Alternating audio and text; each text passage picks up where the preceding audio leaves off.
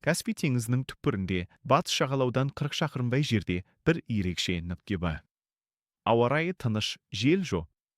Бірақ дәл сол жерде су тоқтамастан шеңбер жасап айнала береді. Бұл құбылыс не дауыл емес, не ағыс емес. Бірақ айналады. Жергілікті балықшылар бұл жерді айналмалы айна деп атайды.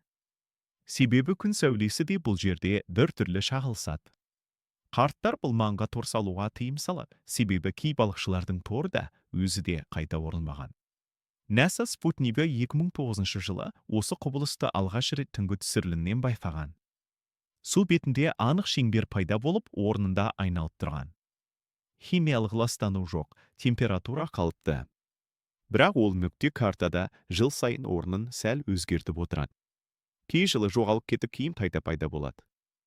Ал кейбір теориялар бұл айналмалы суды ежелгі Хазар патшалығының іздерімен байланыстырады.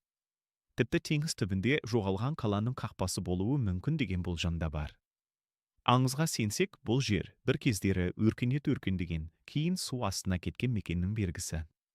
Соңғы 10 жылдың ішінде сол нүктеге барған 4 балықшы із-түзсіз жоғалған. Іздеу тобы олардан ештеңе таппаған.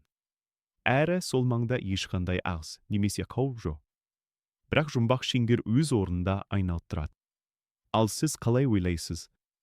Бұл жай ғана теңіз толқыны ма, әлде су астындағы бір шындықтың қалқып тұрған ізі ме? Видео ұнаса лайк басып, пікірде өз ойыңызды қалдырыңыз. Тағы да осындай құпия оқиғалардан хабардар болғыңыз келсе, арнаға тіркеліп қойыңыз.